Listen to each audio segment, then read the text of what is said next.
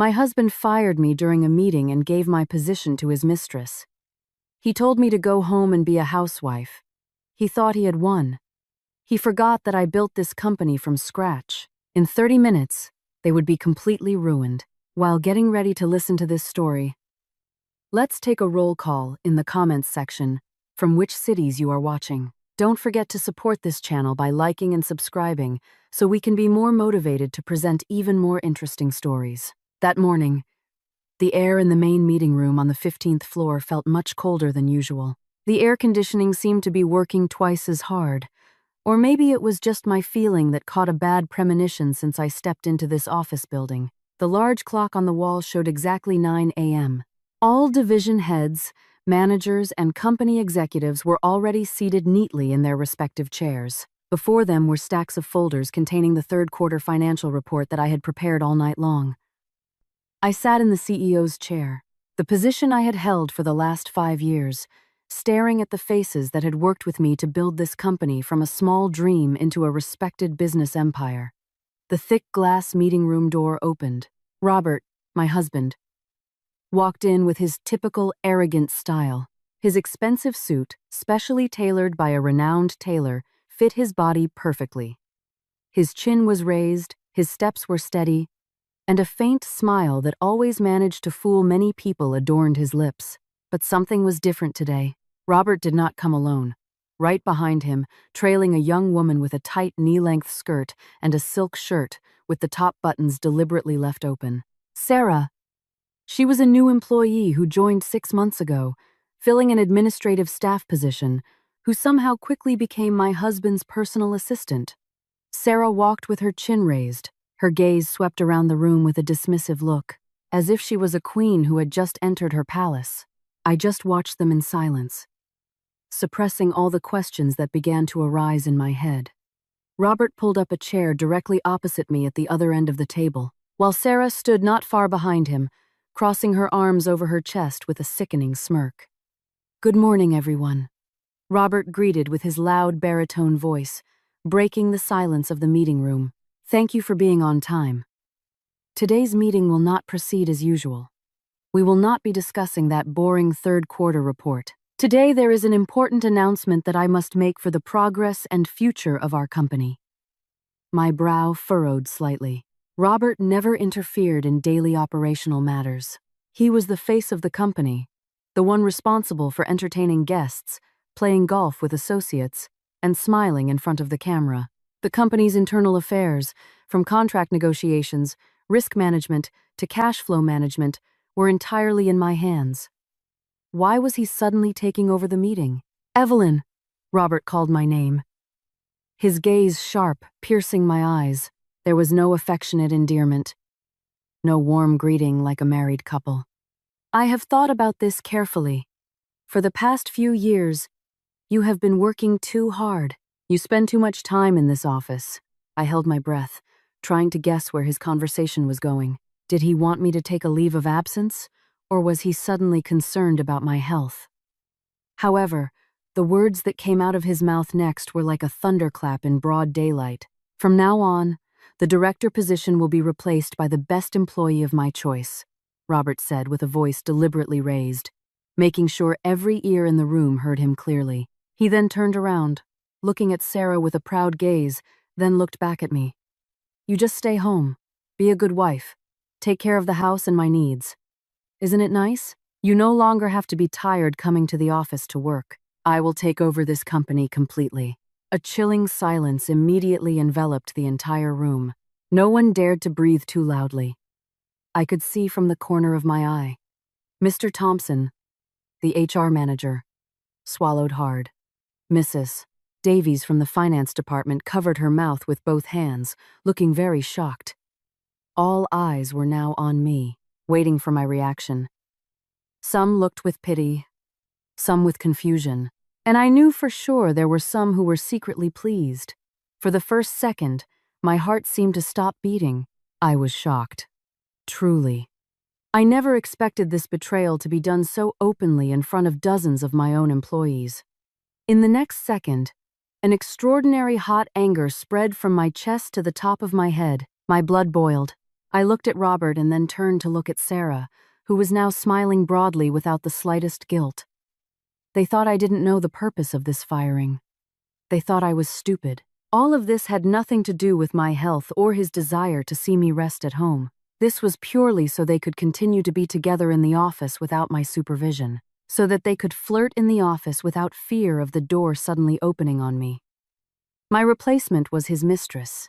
The best employee he meant was nothing more than a kept woman who only knew how to do her makeup and seduce her boss without knowing the slightest thing about how to run a national-scale company. The anger was so great that it almost made me want to bang on the table, shout out all their rottenness, and throw the stack of reports in front of me right into Robert's arrogant face. But I took a long, very long and slow breath. My strength always lay in my calmness. My mother always advised me since childhood, explosive anger will only make us look weak and lose our minds. The more hurt I am, the calmer I must be. The more I am pressured, the more calculated I must be in my actions. I exhaled slowly, letting a cold calmness penetrate every pore of my skin. Robert looked at me, clearly expecting me to cry, beg, or make a scene that would further justify his actions to drive me out of this place. But I wouldn't give him that satisfaction. I curled a smile, not a sad smile, much less a resigned smile. It was a very cold, cynical smile that made Robert's brow suddenly furrow in confusion. So, my voice broke the silence, calm and steady without the slightest tremor. You're firing me. Here, in front of all these people, for our mutual benefit. Evelyn, you need to learn to be an obedient wife, Robert replied, trying to sound authoritative even though I could catch a flicker of doubt in his eyes when he saw my smile. And Sarah will replace me? I asked again, this time looking directly at the young woman. Sarah puffed out her chest, stepping forward to stand abreast of Robert. I will do my best, Mrs. Evelyn. Mr. Robert has great confidence in my abilities. You don't need to worry. Please rest at home in peace, she said, in a voice made as soft as possible, but there was a hint of condescension and mockery. I chuckled softly. A very soft laugh, but clearly audible in the silent room. I looked deeply at Robert. Was this man truly amnesiac? Had he forgotten how we started everything? 7 years ago, this company didn't exist. All there was a small, dusty garage that we rented with my own savings. I was the one who drafted business proposals from morning till morning again. I was the one who went around town on a used motorcycle, begging for 5 minutes from investors to listen to my presentation. I was the one who designed the system, found the first clients, and managed the cash flow when we were almost bankrupt in the 2nd year. Robert was just a handsome man who was good at talking. He was the storefront, while I was the foundation, walls, and roof of this sturdy building called a company. Without me, this company was just a fragile, empty shell, and now, arrogantly, he wants to take over that shell and give it to a woman who doesn't even know the difference between a financial statement and a shopping list. All right, I said, standing up from my chair. I straightened my business suit calmly, not in a hurry. I picked up my expensive pen, closed my notebook, and put it in my leather bag. Every movement of mine was followed by dozens of wide-eyed stares. You're just accepting it?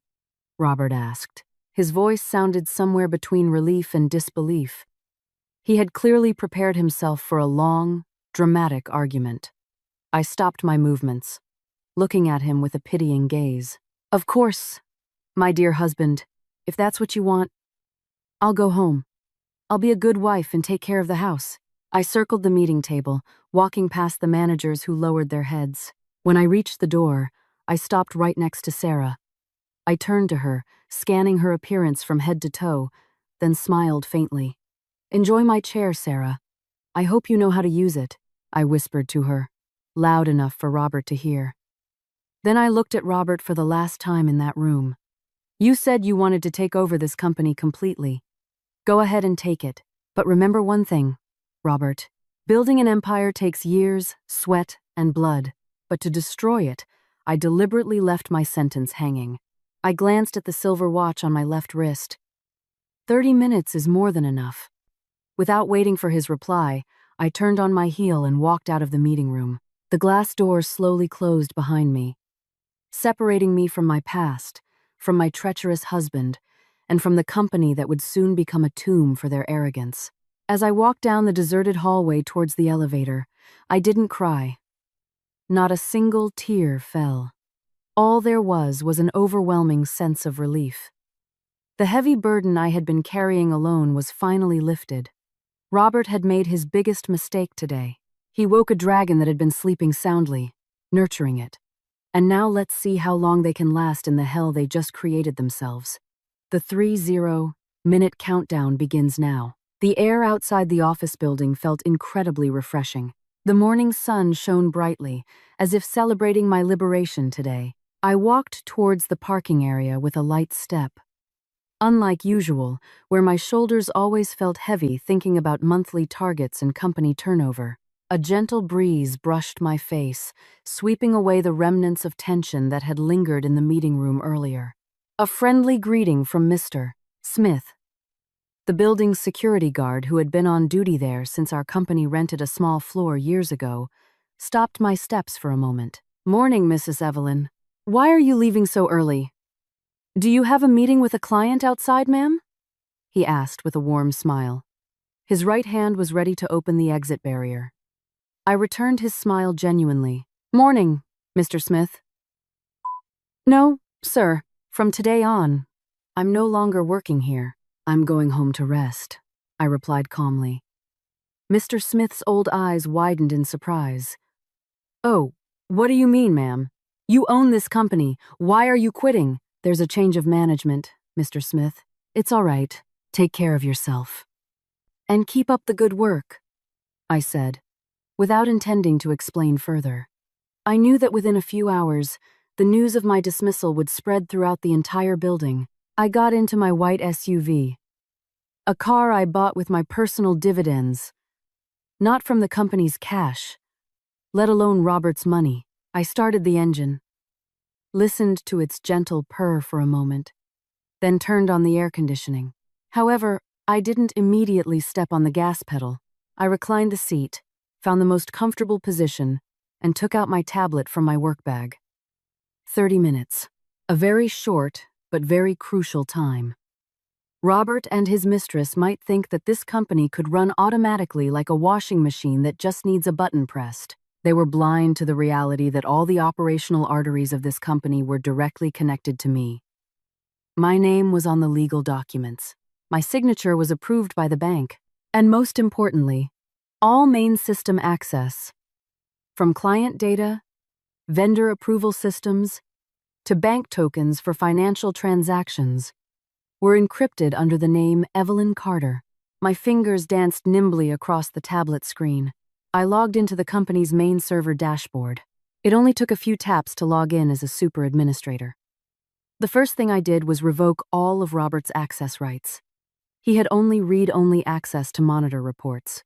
But now, he wouldn't even be able to see the cash balance. Next, I accessed the VIP client data system. This was the heart of the company.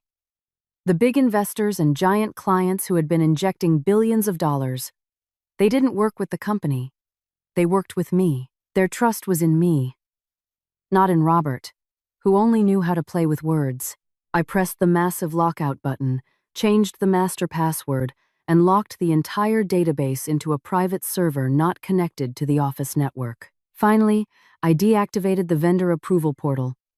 All incoming invoices, all raw material requests, all contracts requiring electronic signatures were automatically locked. The status on the screen changed from a green indicator to a flashing red with capital letters "Access Denied Contact Main Administrator." I smiled with satisfaction at my tablet screen. The company's system was now completely paralyzed. Like a luxury car, I had just removed its engine, leaving only an empty shell for Robert and Sarah. 20 minutes had passed since I walked out of the meeting room. I placed the tablet on the passenger seat and picked up my phone. I knew a storm was coming. Sure enough, a short message came in from Maya, my very loyal personal assistant. Maya was the only one in the office who knew exactly how useless Robert was and how hard I worked. Maya, Mrs. Evelyn, are you all right? It's chaotic here at the office, ma'am. After the meeting, Mr. Robert took that woman into your office. But when the woman tried to turn on the main computer, the screen was all red. She couldn't open any client data at all. I chuckled softly, reading Maya's message. My fingers typed a reply quickly. Evelyn, I'm very well, Maya. Don't panic. Just enjoy the show. Keep reporting what happens. It only took Maya 1 minute to reply. Her report this time was longer and more detailed, making me feel as if I could directly see the panic on the 15th floor. Maya, oh my goodness, ma'am. That woman is now crying in the room because Mr. Robert accused her of damaging the system. Mr. Robert kept shouting for the IT team. But the IT people said the system encryption was triple layered and only you held the key. The IT people gave up, ma'am. They said it would take months to break through the system without the password from you. Incredible. I imagined arrogant Sarah's face, now covered in tears and smeared mascara.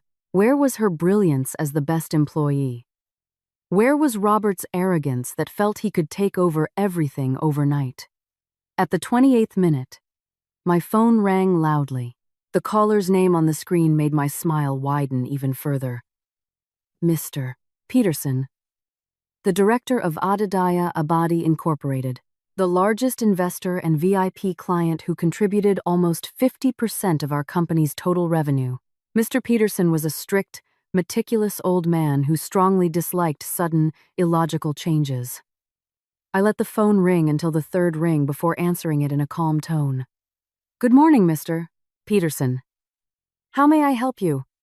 I greeted him warmly. The voice on the other end sounded heavy and full of suppressed anger. Evelyn, what is this? I just received an automatic notification from the system that as of today you are no longer in control of our massive project in Surabaya. And your position has been replaced by whom? Sarah. Who is Sarah? I have never heard her name. I have never seen her track record. And I vehemently refuse to entrust my tens of millions of dollars to some newcomer. I took a deep breath, adopting a tone that sounded regretful but resigned. I sincerely apologize, Mr. Peterson, but this is an absolute decision from my husband, Mr. Robert, as the president-director. He just fired me half an hour ago in front of all the employees. He wants me to focus on household matters and entrust your project to his personal assistant. Silence for a moment on the other end of the phone. I could hear Mr. Peterson's rough sigh. Damn it, Mr. Peterson cursed, his voice booming. Robert has truly lost his mind. Who does he think he is, daring to play games with my money? Listen, Evelyn, I work with that company because of you. I signed that contract because I trust your mind, your calculations. If you leave, I'm pulling all my funds today. I really appreciate your trust all this time. But unfortunately, my hands are tied. If you want to cancel the contract according to procedure, you'll have to contact the new management directly. Please call Mr. Robert yourself. Sir, excuse me. I hung up the phone with a feeling of triumph. I knew Mr. Peterson's character. As soon as this call was over, he would immediately call Robert and berate him relentlessly. Exactly at the 30-minute mark, my phone rang again. This time, my husband's name, my former boss, appeared on the screen. Robert. I stared at the lit screen with satisfaction. 30 minutes ago, he stood as a god passing judgment on me. Now he must be frantic like a rat trapped in a burning maze. I pressed the accept call button and held the phone to my ear, not uttering a single word. Evelyn! Robert's voice shrieked, losing all his usual authoritative and fake masculine baritone. His breath was ragged. I could hear footsteps pacing on the other end. What did you do? Why is the whole system locked? What's the password? The IT team can't get in. And why did Mr. Peterson suddenly call? Furious, wanting to cancel the contract and demand compensation? Evelyn, don't mess around with me. I chuckled softly, a truly unrestrained laugh from the bottom of my heart. I leaned back in the car seat, savoring every tremor of panic in the voice of the man who had betrayed me for years. "Oh, why are you angry, dear?" I replied with an innocent tone that I deliberately faked. "I'm on my way home. Didn't you tell me yourself to stay home, be a good wife, and take care of your needs? Evelyn, this is not the time for jokes. Give me the server password now and call Mr. Peterson. Persuade him not to withdraw his funds." "Hurry up!" Robert roared. My calmness remained undisturbed. "I'm sorry, Robert. From now on, your office affairs are no longer my concern. You have the best employee of your choice. Smart Sarah. Charming Sarah. Why don't you tell her to break the server encryption? Why don't you tell her to lobby Mr. Peterson with her charm? She's the new director. After all, such a small matter, she can't handle it? You deliberately set me up? Huh? You deliberately sabotaged this company?" Robert shrieked hysterically. I could imagine the veins in his neck popping out and his face reddening with anger. "Set you up? Sabotage?" I repeated his words coldly. "No, Robert. I'm just taking back what's rightfully mine, my sanity, my time, and the system I built with my own hands. Good luck maintaining that company without me. I hope your love is strong enough to pay off billions of dollars in debt." Without giving Robert a chance to reply, I ended the call. I turned off my work phone, removed its SIM card, and tossed it into the car's dashboard compartment. That phone would never be turned on again. I shifted into drive, stepped on the gas, and drove my car out of the parking area. My destination today was not home. My destination was a quiet cafe in the city center, a place where I would enjoy a cup of expensive coffee while thinking about my next steps. Their destruction had just begun, and I would make sure every second of it was very painful for them. My car sped through the city streets, which were beginning to be crowded with other vehicles. The morning sun climbed, casting warm rays that penetrated the car windows, as if celebrating the freedom I had just gained. I lowered the window slightly, letting the morning wind blow across my face and mess up my hair. For the past 5 years, my morning commute route had always been the same and monotonous. From home to the office building, spending dozens of hours behind a desk, staring at a computer screen until my eyes ached, then returning home when the sky was already dark. That routine had confined me in an invisible prison that I built myself in the name of love and loyalty to a man who turned out to be nothing more than a treacherous parasite. But today that chain was broken. I turned the wheel, steering my car away from the suffocating office area, towards a place I hadn't visited in years because I was too busy managing that hellish company. My destination was a premium body care and spa center located in the elite area of the capital. The building with a tropical ambiance, adorned with bamboo and the sound of gurgling fountains, welcomed my arrival. As soon as I stepped through the automatic glass doors, the soothing aroma of lavender and chamomile immediately wafted, greeting my sense of smell and instantly relaxing my tense nerves. The friendly receptionist greeted me with a warm smile, offering a thick menu of treatments. Without hesitation, I pointed to the most expensive and longest treatment package they had. A total relaxation package from head to toe for a full 4 hours. I handed over my credit card with a light feeling. Money was not an issue for me. Robert might think he had financial control by occupying the director's chair, but he forgot that all my personal wealth had been secured long ago.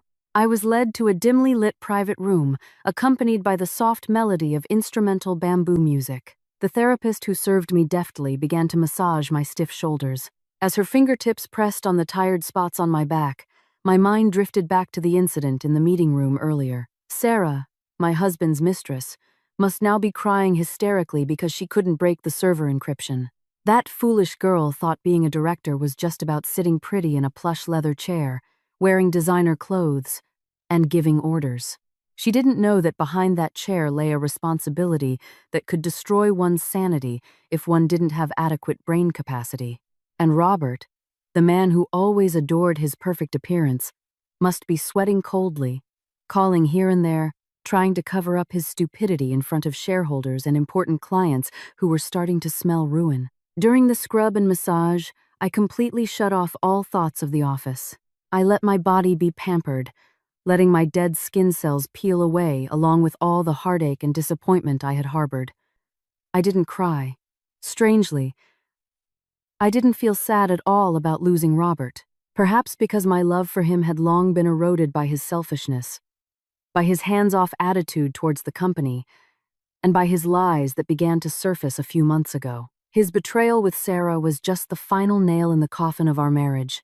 When the 4-hour treatment was over, I stepped out of the spa room feeling reborn. My body felt incredibly light, my skin glowed, and my mind was as clear as crystal. I felt much stronger, sharper, and more ready to face the real battle. After tidying up my makeup and hair, I walked out of the spa building and decided to visit an exclusive European-style cafe located not far from there. This cafe was known for its expensive imported coffee beans and its calming atmosphere, perfect for finding inspiration. I chose a table in the corner of the room near a large glass window overlooking the city park. A neatly uniformed waiter came with a menu book, and I ordered a cup of black coffee without sugar and a slice of rich chocolate opera cake. When my order arrived, I inhaled the strong aroma of coffee deeply, then sipped it slowly. An elegant bitterness flowed down my throat, followed by the sweet and rich taste of the chocolate cake melting in my mouth. For some reason, the coffee I drank today tasted much more delicious than usual. This coffee tasted like victory. As I was enjoying my second bite, my quiet peace was disturbed by a strong vibration from inside my handbag. It wasn't my work phone, whose SIM card I had removed, but my personal phone. This number was highly confidential, known only to my immediate family and, of course, my husband. I reached for the phone with a casual movement, looking at the blinking screen displaying Robert, my husband, with a photo of us on vacation in Bali 3 years ago. The smiling face in that photo now looked utterly sickening to me. I let the phone ring for a long time, finished my bite of chocolate cake, and slowly wiped my lips with a tissue. Only then did I press the green button and bring the sleek device to my ear. "Hello, my dear husband," I greeted in a very soft, honey-sweet voice, a stark contrast to my ice-cold heart. On the other end, I could hear Robert's ragged breathing, followed by the sound of something falling and a woman's cry that I recognized well. Sarah. The situation there must have been like a shipwreck. "Evelyn, where have you been? Why isn't your office number active at all? Do you know what disaster is happening here, huh?" Robert's voice boomed, piercing my eardrums, filled with immense anger, panic, and frustration. He no longer tried to maintain his authoritative image. I chuckled softly, stirring my coffee with a small spoon. "Office number?" Of course I turned it off. "Robert, I've been fired, haven't I? Why would I keep a number paid for by a company that has discarded me? And where have I been? I just finished a spa treatment, taking care of myself. And now I'm enjoying a very delicious cup of coffee. Weren't you the one who told me to relax and take care of my own needs? Don't be crazy, Evelyn. This is not the time for childish revenge. The company is in chaos. The logistics system is locked. Raw material vendors refuse to send goods because there's no approval from you. And the bank just called, threatening to freeze the company's account because of suspicious access changes. "Give me the main server password right now," Robert half shouted. His voice sounded shrill and pathetic. "Childish? Revenge?" I asked with an innocent tone I faked, deliberately provoking his emotions further. "I'm not taking revenge, Robert. I'm just obeying my husband's orders. You said I was too tired to work and you wanted me to be a good wife at home. You said you wanted to take over the company completely with the best employee of your choice. So, I gave the stage entirely to both of you. Shouldn't you be happy that your wife finally obeyed?" "Evelyn, please stop this crazy game. Sarah doesn't understand anything about the encryption system you built. She can't even open the monthly report files. If you don't unlock access immediately, we'll lose projects from 3 giant clients today. We could be ruined. Evelyn, our company could go bankrupt." Robert's voice now began to weaken. His anger gave way to humiliating despair. "Our company," I repeated his words mockingly. "Since when was it our company? Robert, When you stood in the meeting room this morning and humiliated me in front of everyone, you proudly said you would take over the company. You gave my position to your beloved mistress. You two are in power now, so solve your own problems. Ask Sarah to use her charm to persuade the bank or tell her to cry in front of the vendors so they'll send the raw materials. Isn't she your best employee?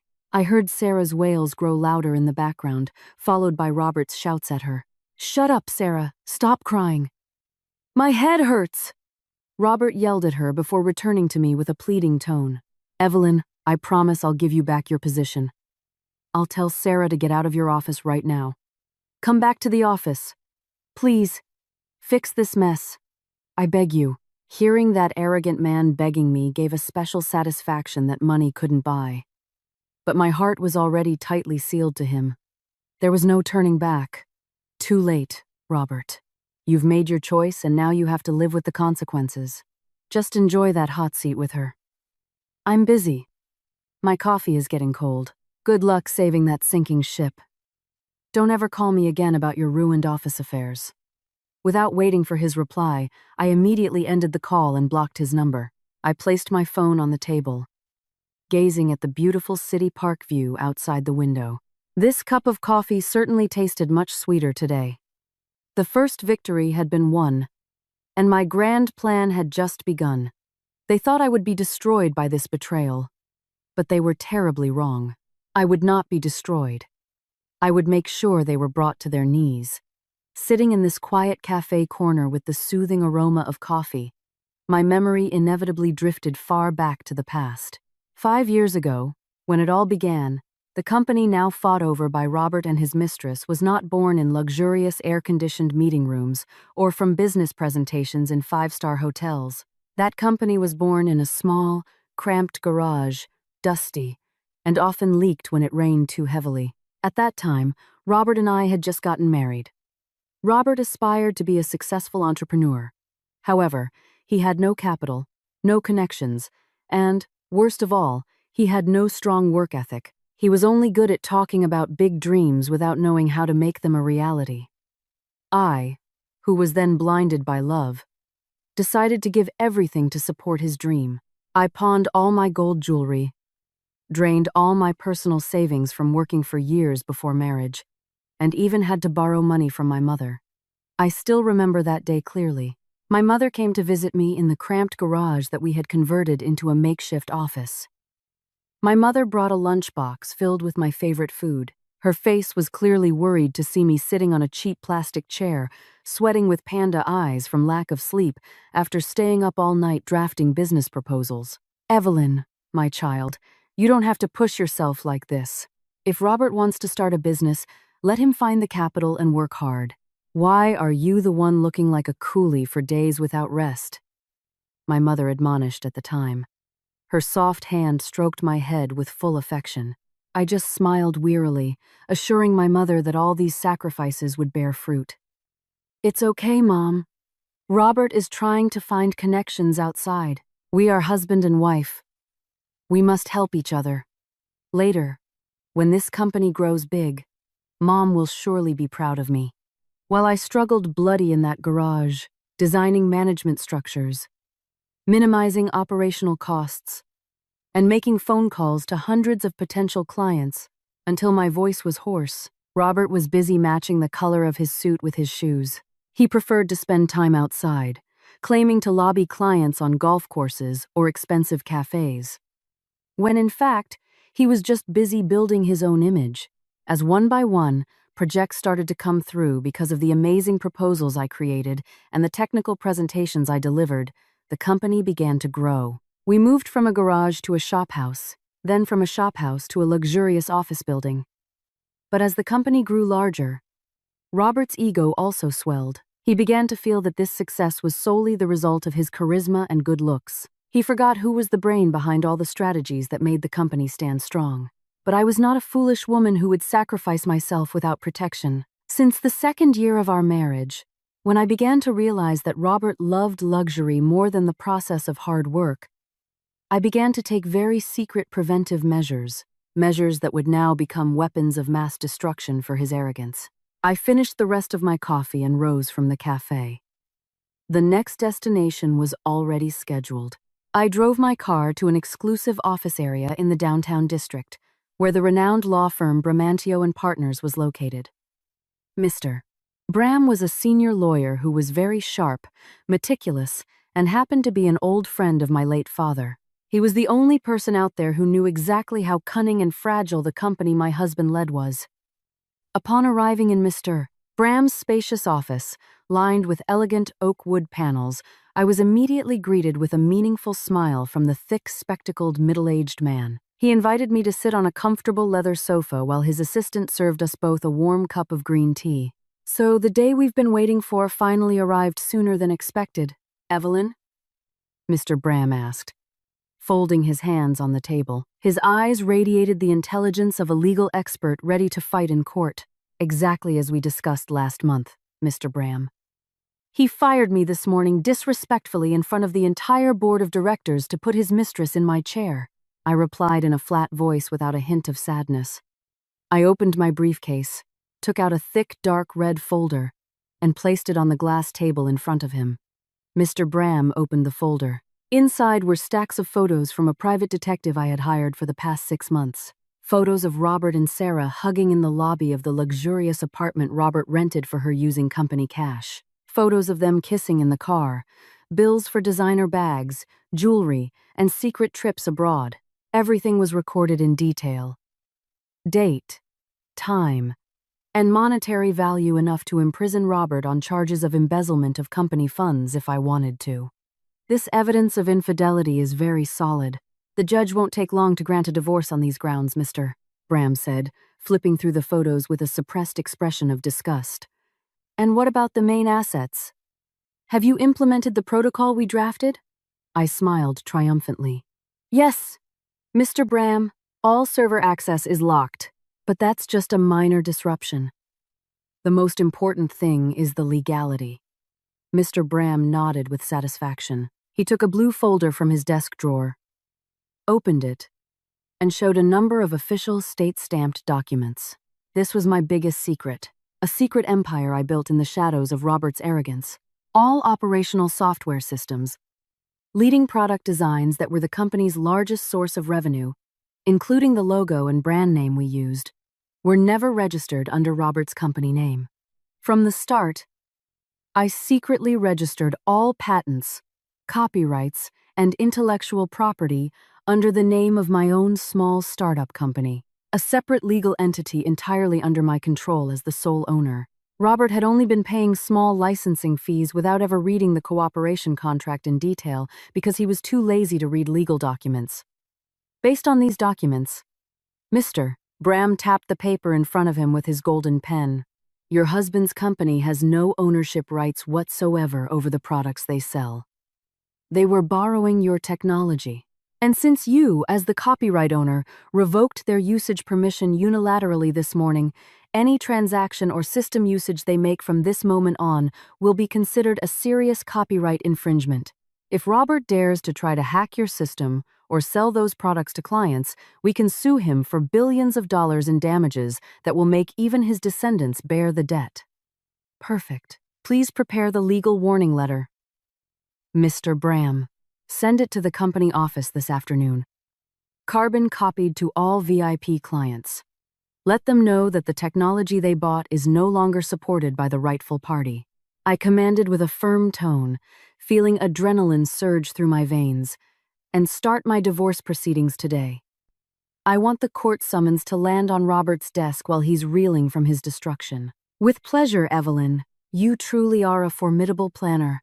I'm grateful I've never been your enemy, Mr. Bram joked with a small laugh, beginning to busy himself jotting down my instructions in his planner. I hadn't even finished discussing the details of the marital property division with Mr. Bram. My personal phone rang again. This time, Maya's name, my very reliable personal assistant, appeared on the screen. I immediately asked Mr. Bram for permission to take the call. "Hello, Maya. How's the weather on the 15th floor?" I asked in a cheerful tone. On the other end, Maya's voice sounded like a whisper, but it was filled with a mixture of panic and barely contained enthusiasm. It seemed she was calling from inside a storage room or bathroom to avoid being caught. "Ma'am, the situation here is truly like a sinking shipwreck, ma'am," Maya reported, breathless. "Mr. David from HR just put his resignation letter on Mr. Roberts' desk. He refuses to be responsible for client losses. Not only Mr. David, but Mrs.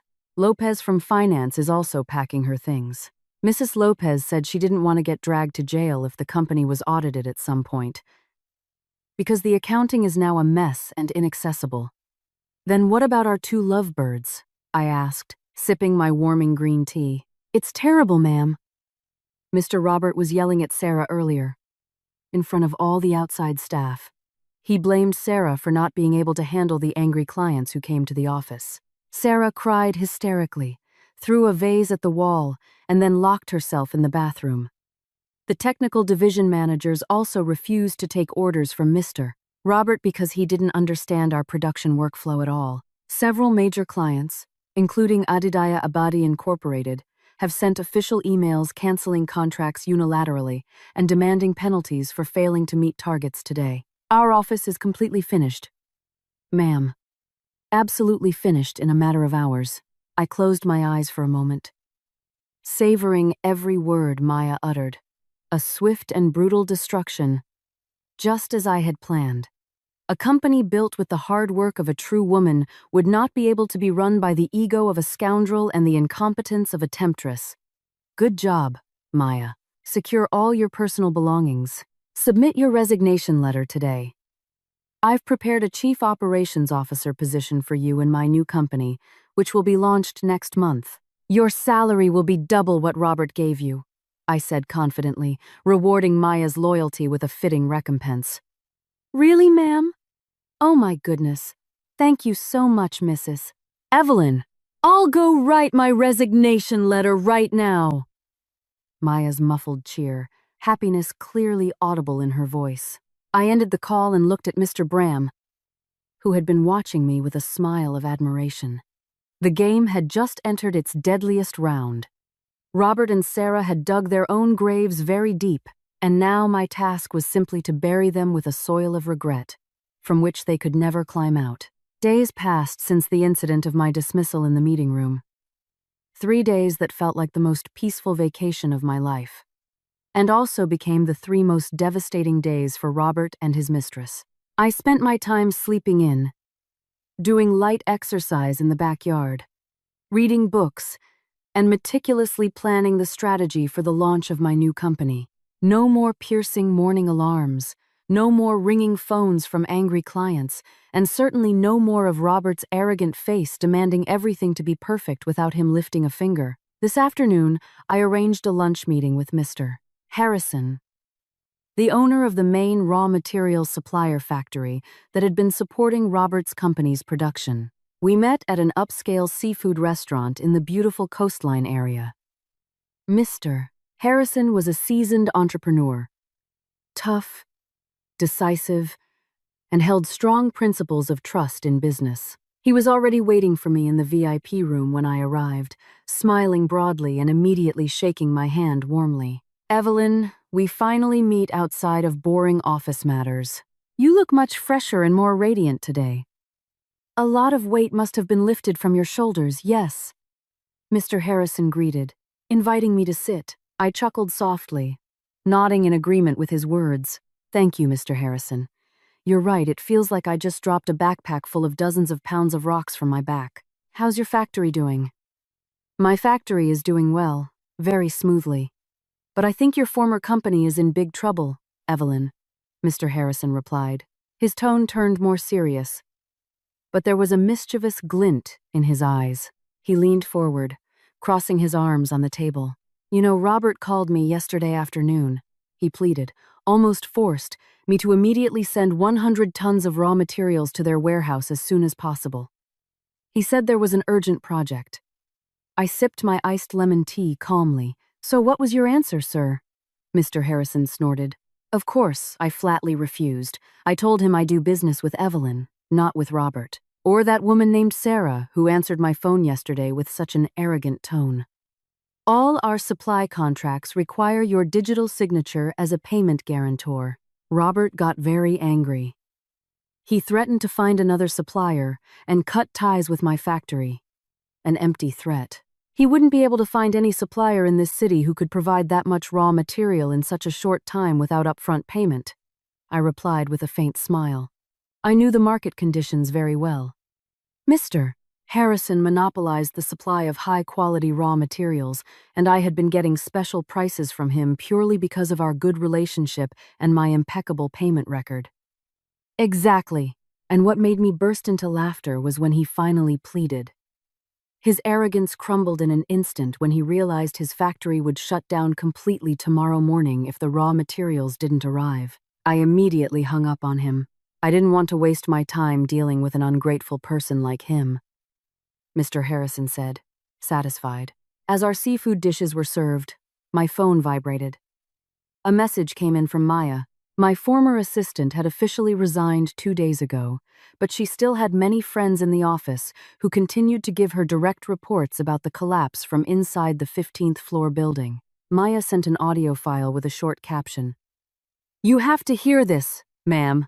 A recording from the janitor who was cleaning the hallway in front of Mr. Roberts' office this morning. I asked Mr. Harrison for a moment to listen to the message. I put on my wireless earbuds and pressed play. The loud sound of something being thrown became the opening of the recording, followed by Robert's piercing shouts. Are you stupid or what, Sarah? How could you sign a contract with Gemelang Incorporated without reading the penalty clause? Do you know what you just did? Robert yelled, his voice trembling with escalating anger. I heard Sarah's high-pitched sobs. I didn't know, Moss. They kept pushing me. They said if it wasn't signed that day, they would cancel the project. I just wanted to prove to you and everyone in the office that I can also bring in big clients. I wanted to prove that I'm better than your wife. Better than Evelyn. You're not even a fraction of her, Robert roared. His words were filled with utter regret and despair. She would never be this stupid. Gemelang Incorporated trapped us. They asked for goods to be delivered within 3 days. Meanwhile, our factory is dead because Mr. Harrison refused to send raw materials. And now, because of your stupidity, we've incurred a penalty of $5 billion. $5 billion, Sarah? Where am I supposed to find that much money when all the company's accounts are frozen by the bank? Why do you keep blaming me? You yourself said I just needed to sit pretty in the director's chair and smile at clients. You told me to replace your wife. If you knew I couldn't, why didn't you handle it yourself? You don't know anything about the company's operations either, do you? Sarah yelled back at Robert, their illusion of true love. The sweet romance they had secretly cultivated behind my back now shattered into pieces under the pressure of financial problems. Their true natures emerged. The parasites that had been gnawing at the tree were now strangling each other as the tree began to die. Shut up, you useless woman. Get out of my office now! Get out! The sound of a door slamming shut ended the recording. I calmly removed my earbuds. There was no anger, no jealousy at hearing their betrayal. All there was a cold, calculated satisfaction. The more I was hurt in the past, the more my calmness became a deadly weapon against them today. Good news? Mr. Harrison asked, seeing the faint smile on my face. Very good, Mr. Harrison. They just dug a debt pit of $5 billion, and they have no ladder to climb out, I replied, cutting a grilled shrimp on my plate. That afternoon, I enjoyed my lunch with a very good appetite. This plan was progressing much faster and more perfectly than I had expected. That company was a complex ecosystem that required brains, meticulousness, and hard work that he never possessed. He traded a queen who built his kingdom for a fragile pawn who dismantled everything in a matter of days. After the meeting with Mr. Harrison ended, I went home. This house was very quiet, clean, and fragrant. I had instructed the house staff to move all of Robert's belongings into several large suitcases and place them near the garage door. I had also asked 2 security guards from the complex to stand guard at the front of my house, giving them special instructions for tonight. I knew that after all the dead ends he encountered at the office, after all the insults he hurled at his mistress, Robert had only one destination left. He would come home. Night fell quickly. A accompanied by a drizzle that made the air feel colder than usual. I sat comfortably on the living room sofa, reading a book about investment business strategies while enjoying a warm cup of chamomile tea. The television was on at a low volume, broadcasting the evening economic news. The atmosphere of this house was so peaceful, in contrast to the storm that I knew was raging in the head of the man who would soon arrive. Exactly at night, the rough sound of a car engine was heard entering the house's driveway. From behind the glass window, I could see Robert's luxurious sedan parked haphazardly. Its door opened roughly, and Robert's figure stepped out. He looked very disheveled. His expensive suit was wrinkled. His tie was loose and crooked. His hair, usually neatly styled with pomade, was now a mess. His steps were unsteady as he walked through the drizzle towards the front door. The sound of a passcode being hastily entered was heard. Then the main door opened. Robert stood at the threshold. His breath was ragged. His chest rose and fell quickly. He looked at me, sitting calmly on the sofa, as if I were an oasis in the middle of a burning desert. I didn't move from my seat. I just slowly closed my book, placed it on the coffee table, and looked at him with a flat, very calm gaze. There was no trace of anger on my face. My strength was always in my calmness, because panic would only make enemies feel they had control. "Evelyn," he called in a hoarse voice. He stepped closer, ignoring his large suitcases neatly arranged near the door. He didn't even realize his belongings had been packed. Robert dropped to the floor, right in front of my knees. He grabbed both my hands, holding them tightly. His hands felt cold and sweaty. There was a smell of cheap alcohol mixed with the aroma of stress emanating from his body. "Evelyn, please forgive me," he said. His voice trembled, stifling a humiliating cry. "I was wrong. I was terribly wrong. I was stupid for firing you. I was blinded by my own ego and arrogance." I let my hands remain in his grasp, neither returning nor roughly pulling them away. I looked straight into his red eyes. "Oh, so Sarah isn't the best employee of your choice. Didn't you say she would manage the company very well?" I asked in a gentle, piercing tone. Robert shook his head vigorously. Tears began to fall. "No, she's a foolish woman, Evelyn. She ruined everything. She signed a trap contract with Gemelang Incorporated, and now we're being sued for a $5 billion penalty. All vendors have cut contracts. Major clients are withdrawing their funds. The bank has frozen our accounts. Our company is completely ruined. Darling, I fired Sarah this afternoon. I kicked her out of the office. Please come back. Only you know how to fix all this.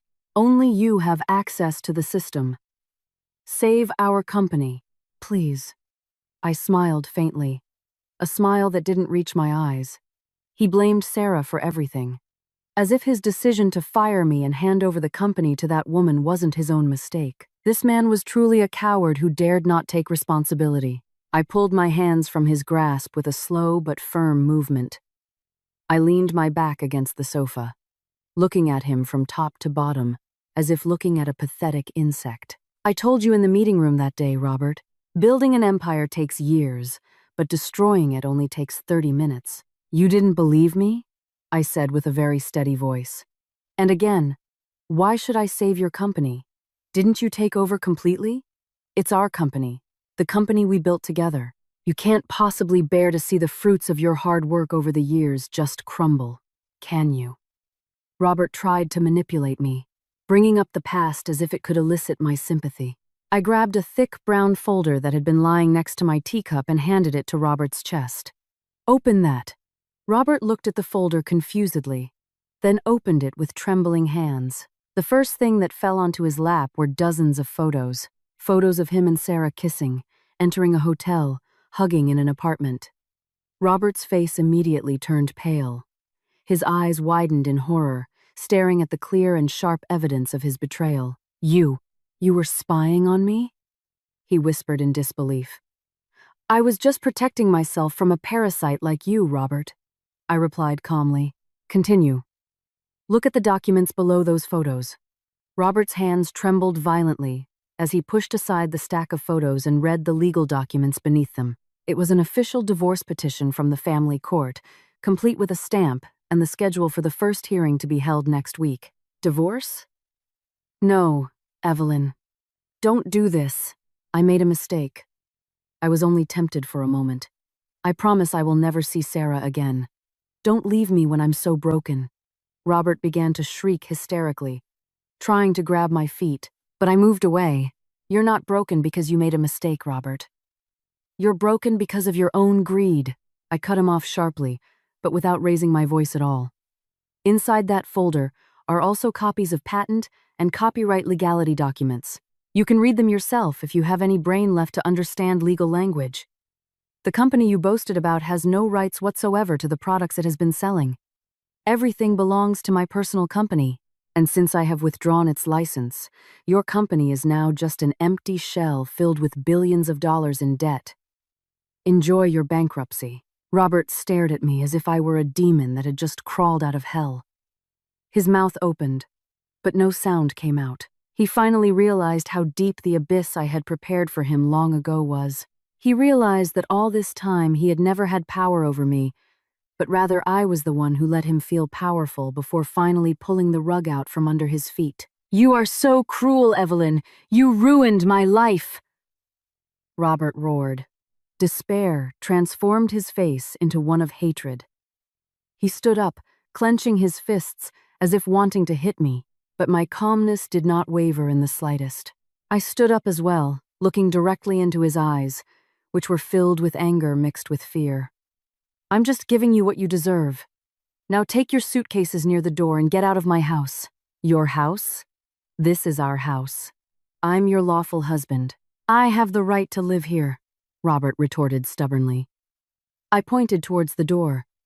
Check the certificate tomorrow at the court. This house was bought purely with my personal money, and only my name is on that paper. You have no right to a single nail in this house. Get out! Robert fell silent. His breath was ragged. He looked around the luxurious house he had enjoyed all this time without having to work hard to pay for it. The bitter reality hit him hard. He had nothing left. His company was ruined. His debts piled up. His mistress had abandoned him. And now his wife was discarding him like trash. I picked up my phone and pressed a speed dial button. Security guard, please come inside.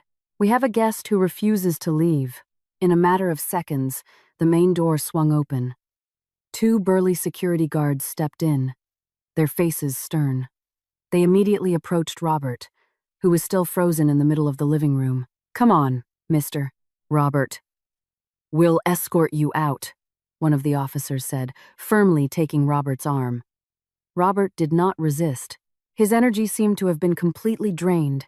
He looked at me one last time, the gaze of a man whose dignity had been shattered into dust. He walked unsteadily, dragged by the security guards out of the door of my own house. They brought his suitcases and put them in the trunk of his car, forced him in, and drove him out of the driveway. I stood at the threshold, watching Robert's taillights disappear into the heavy rain that night. No tears, no pity. The last burden had been cast off. Tomorrow, the sun would rise with an entirely new story, a story where the queen reigned alone, without parasites sucking her strength. The morning news was a perfect start to my day. I sat comfortably in the dining room chair, enjoying toast and a hot cup of tea, while the flat-screen television in front of me broadcast a live report from the downtown business district. Amanda, a well-known morning economic news reporter, stood holding a microphone against the backdrop of an office building I knew very well. That high-rise building used to be the center of my empire, a place where I toiled day and night without ceasing. Now, yellow police tape stretched across the main entrance, and an official seizure seal from the bank was clearly affixed, covering its luxurious glass doors. Amanda reported in a serious and concise tone that the company led by Robert had officially been declared bankrupt after failing to pay penalty fines to several large clients and defaulting on payments to all suppliers. The company's shares plummeted to their lowest point in the history of the local stock exchange in just a few weeks. The scandal of embezzlement and fatal mismanagement carried out by the new board of directors became the main headline in various online news portals this morning. I sipped my tea slowly, feeling its warmth flow down my throat. There was not the slightest trace of pity in my heart when I saw the news. Robert had invited a storm into his own house because of his arrogance, and now he had to sink with the ship he had punctured himself. Meanwhile, from confidential reports I received from several former employees who still sympathized with me, my ex-husband's private life was no less ruined. After I unceremoniously evicted him from my house that night with the help of security guards, Robert was forced to rent a small, dilapidated apartment on the outskirts of the city. The luxurious facilities, company car, and unlimited credit cards he had enjoyed all this time using money from my hard work had been blocked and completely seized. And of course, the illusion of true love he had built with his mistress could not withstand the harsh test of poverty. Sarah, the young woman whom Robert arrogantly claimed as his best employee in the meeting room, finally showed her true colors when money no longer flowed freely into her wallet. Last night, a fierce argument marked by broken objects was unavoidable between them.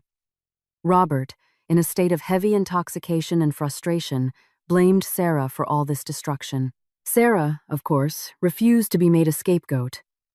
The woman immediately packed her belongings into a suitcase, shouting that she deeply regretted wasting her time with a useless man who turned out to be just a parasite disguised as a director.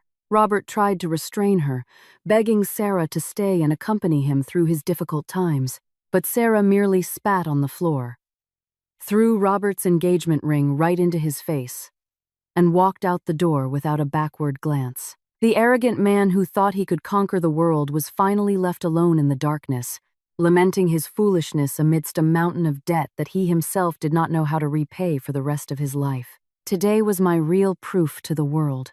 I turned off the television and went to my room to get ready. This morning I would officially launch my new company, Santika Group.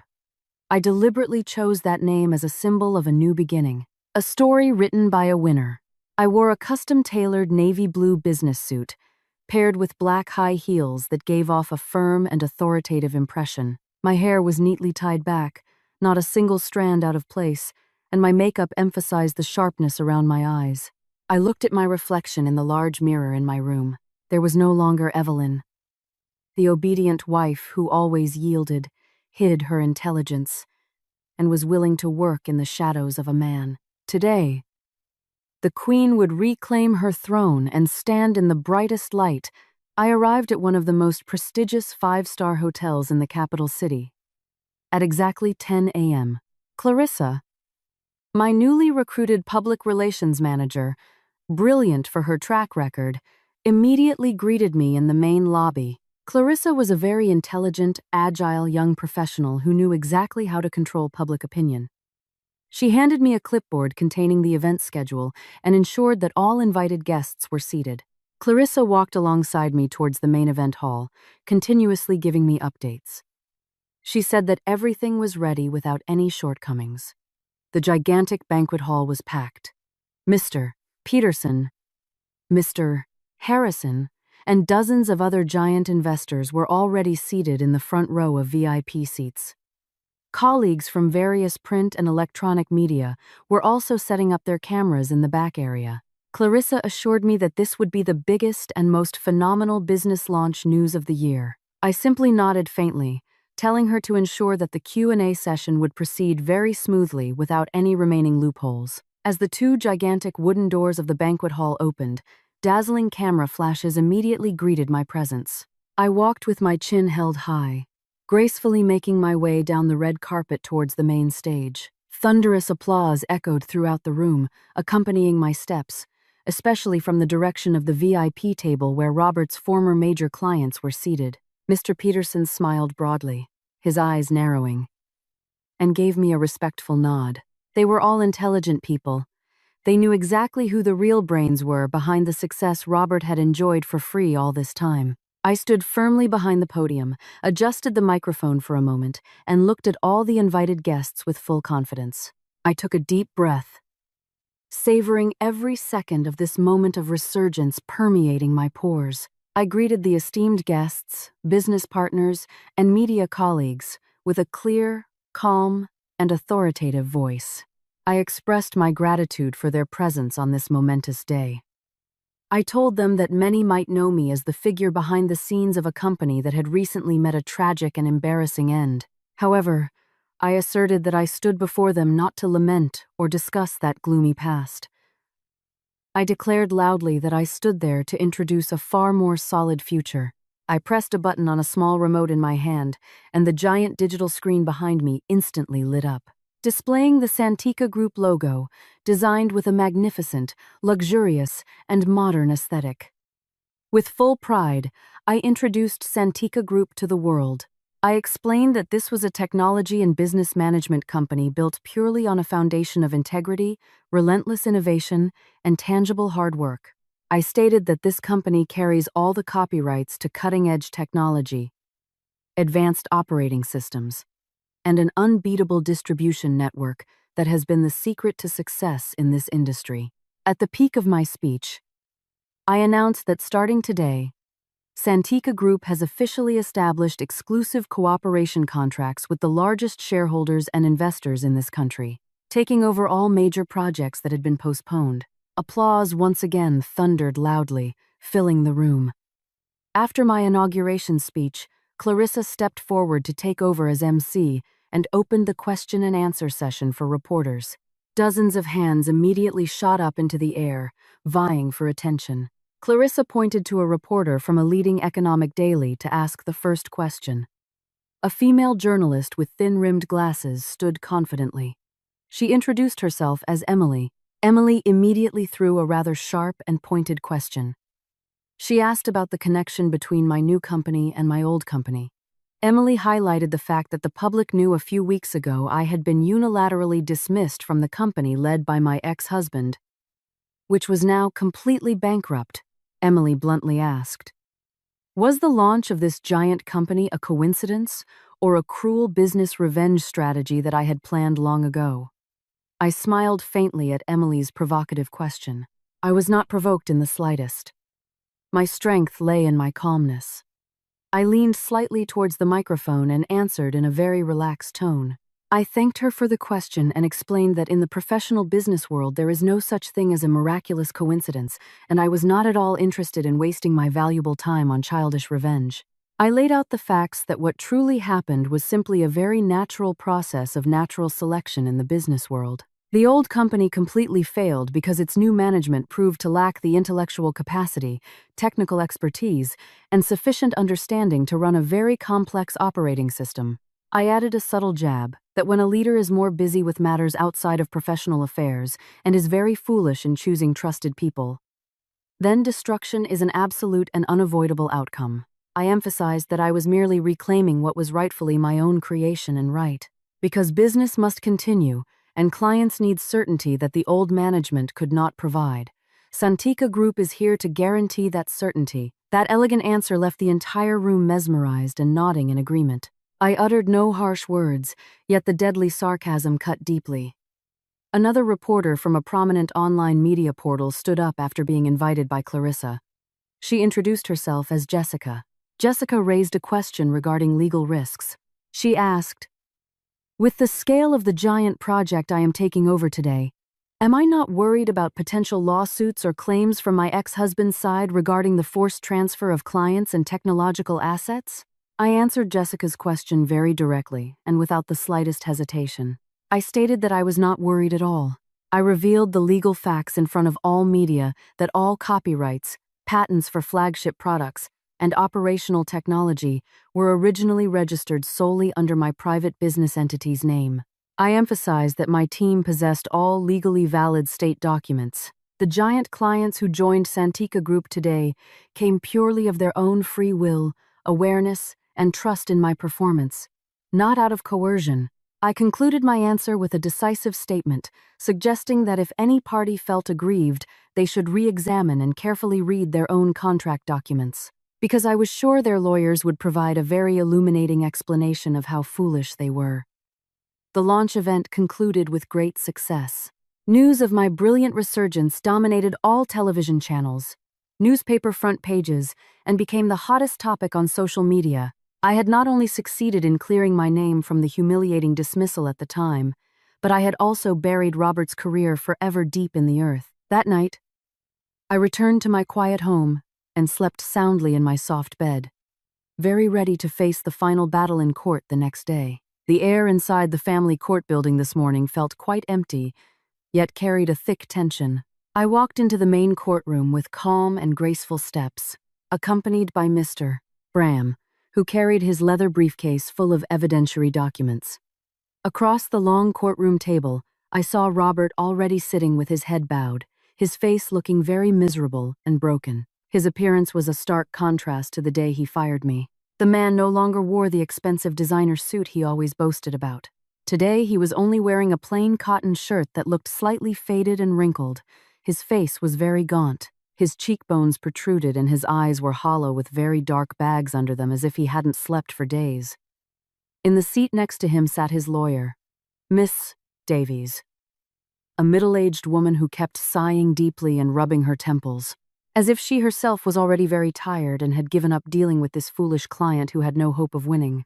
The presiding judge, Judge Miller, struck his wooden gavel 3 times loudly, signaling that the legally binding final judgment hearing had begun. The atmosphere in the room immediately became silent, without a sound, awaiting the final decision that would change both our lives forever. Judge Miller began to read the case summary in his firm, heavy and authoritative baritone voice.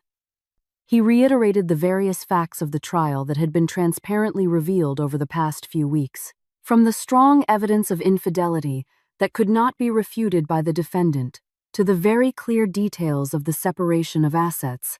After reading all the legal considerations, Judge Miller announced his decision. He stated that based on valid evidence, testimonies from various parties, as well as prenuptial agreements and asset ownership documents legally submitted by the plaintiff, the court decided to grant the divorce petition in full and unconditionally. Judge Miller continued reading his ruling, which echoed in the courtroom, stating that custody of all immovable assets, including the luxurious house and land, as well as movable assets registered in the plaintiff's name, fully fell and reverted to the plaintiff. The defendant was declared to have no right whatsoever to the marital property, as he was legally proven to have committed serious ethical violations in the marriage and was proven to have made no legitimate financial contribution whatsoever to the related assets. The concluding ruling from Judge Miller was the final blow, where the court decided that all company debts and financial losses resulting from mismanagement while managed by the defendant were solely the personal responsibility of the defendant. The final gavel strike from Judge Miller closed the trial and became an unavoidable death sentence for Robert. Hearing that absolute decision, Robert immediately bowed his head deeply until it touched the courtroom table, covering his face with his trembling hands. His shoulders shook violently, his body trembling, suppressing tears of regret that were now useless. His lawyer, Miss Davies, did not utter a single word of comfort. Miss Davies merely patted Robert's shoulder briefly, then began tidying her legal documents with quick movements, visibly eager to leave the room immediately, and perhaps thinking about how to collect the remaining lawyer fees that her now impoverished client would somehow have to pay. The trial officially ended. I rose from my seat gracefully, straightened my collar slightly, and shook hands firmly with Mr. Bram. This victory was absolute and flawlessly clean. I picked up my expensive handbag and walked with light steps towards the courtroom exit. But just before I could reach the wooden door handle, a hoarse and muffled voice called my name from behind. I turned slowly towards the source of the voice. Robert stood falteringly a few steps from me. His eyes were very red, wet with tears, and his nose was red. He truly looked like a pitiful man who had lost his way, utterly broken, and completely helpless. I looked at him with a cold gaze and asked what else he wanted. I asserted that all matters between us were concluded in the eyes of the law and asked him not to waste my very valuable time. Robert wailed in a trembling voice, begging me to listen. He offered his sincerest apologies in a pleading tone. He admitted to my face that I was right from the start and called himself the most foolish man in the world. Robert cried, saying that he had exchanged a shining diamond for sharp pebbles on the road.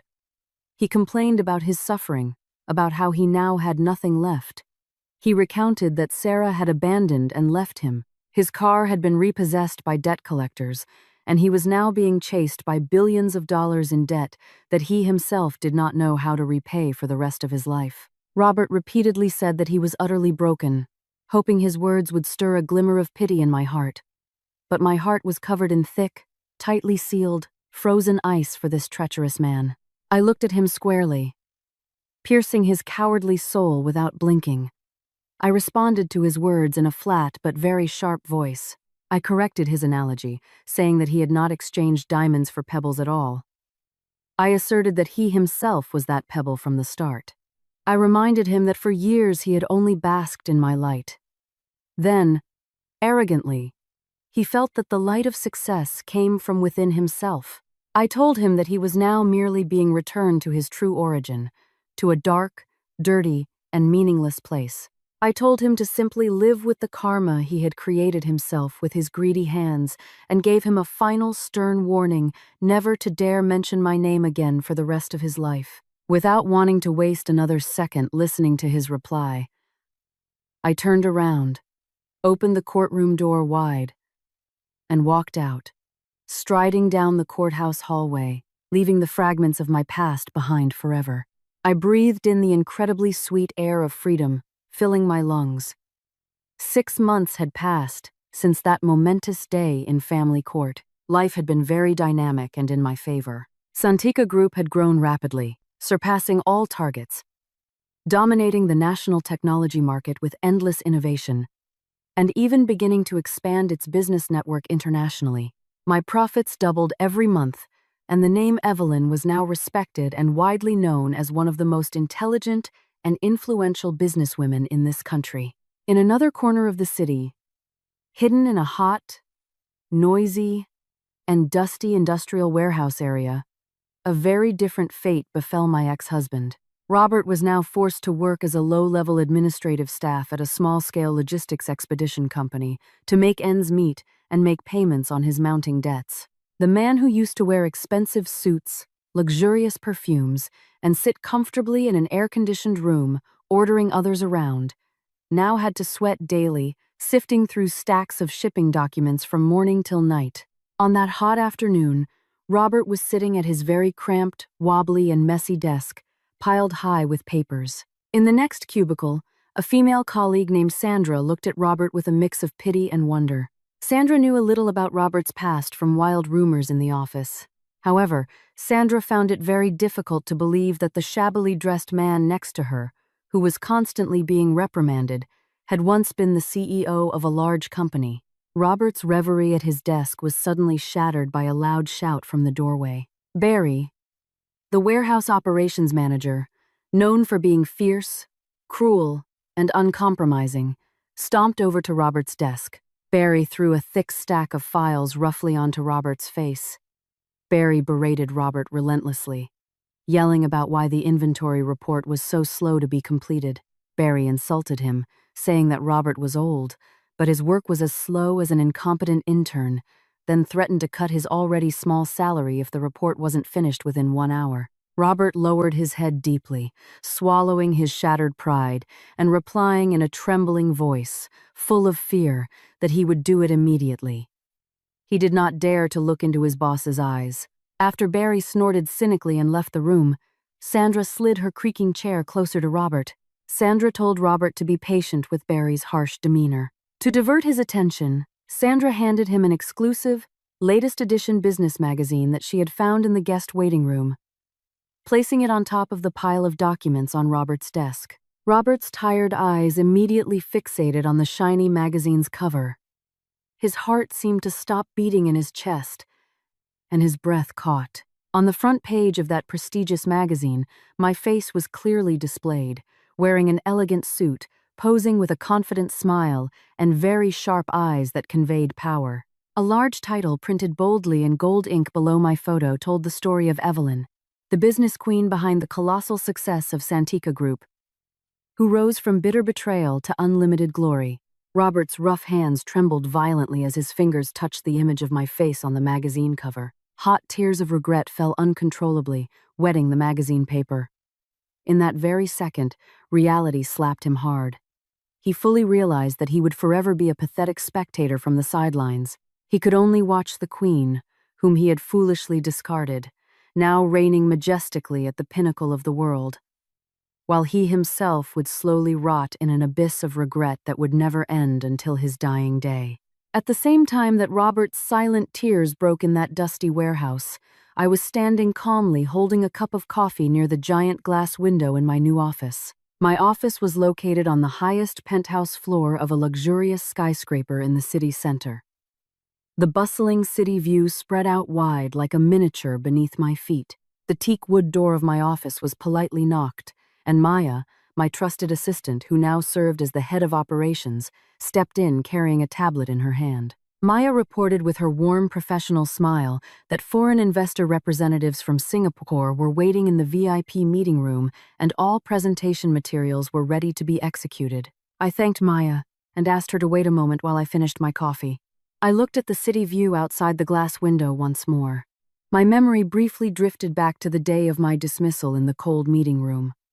At that time, Robert and Sarah laughed at my suffering, thinking that they had utterly defeated me. They thought I would be ruined, cry, and beg for their mercy to be allowed back to the office. However, they forgot one fundamental thing about my true character. My mother always taught me since childhood that truly strong people never explode in futile anger. My strength always lay in my calmness, and the deeper I was hurt, the more deadly and calculated my actions became. 30 minutes was the only time I needed to bring their illusionary empire crashing down to the ground. And a lifetime is the price they must pay dearly to lament the day they dared to try and get rid of me. I placed my coffee cup on the table, straightened my suit collar slightly, turned on my heel gracefully, and walked out of that magnificent room towards my brilliant future. The queen now reigns completely alone, commanding her kingdom without a single treacherous parasite daring to try and destabilize it. This story is finished, and I am the absolute winner. Daniela, can you stay late tonight? The Henderson account needs some adjustments before tomorrow's presentation, Trevor said, standing by my cubicle with that expectant look he always wore when asking for overtime. I glanced at the clock showing 4:30 p.m. and sighed internally. This was the third time this week, but I nodded anyway. Sure, Trevor. I'll get it sorted.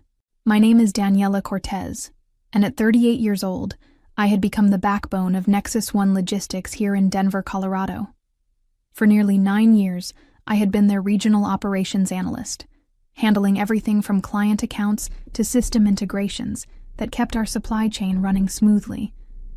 My colleagues often joked that I was the human equivalent of our main server, always running, never complaining, and somehow essential to everything working properly. The office buzzed around me as I pulled up the Henderson files. Nexus One specialized in freight coordination across the Rocky Mountain region, and our clients trusted us with millions of dollars in cargo every month. I had built most of our current systems from scratch, created the filing protocols that everyone used, and maintained relationships with vendors that Trevor took credit for in meetings. Not that I minded much.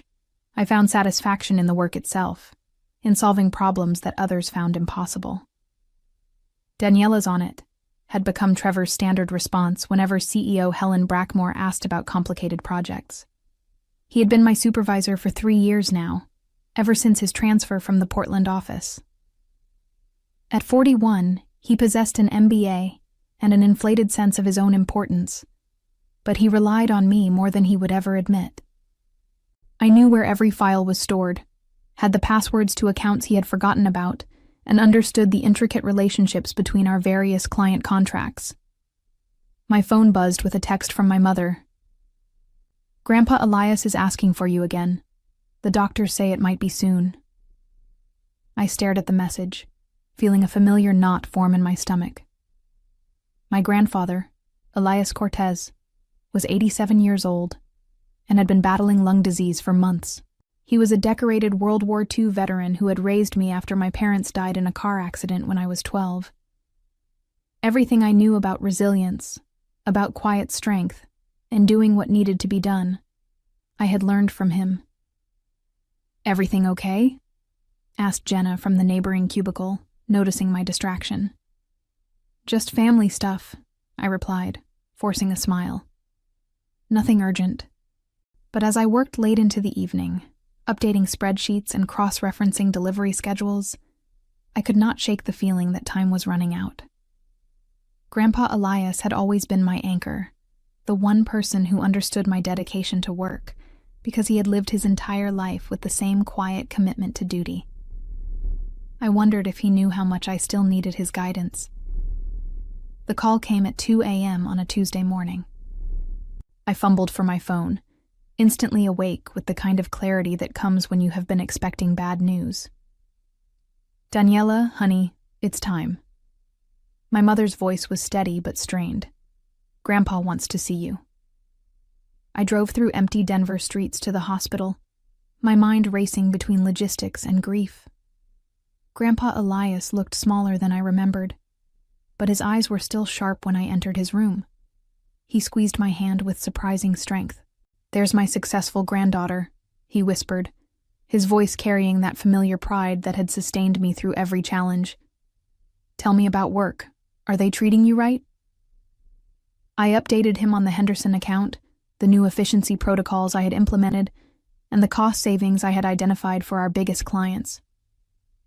He listened intently, asking questions that showed he understood the business better than most people half his age. Even facing his final hours, he wanted to hear about my achievements.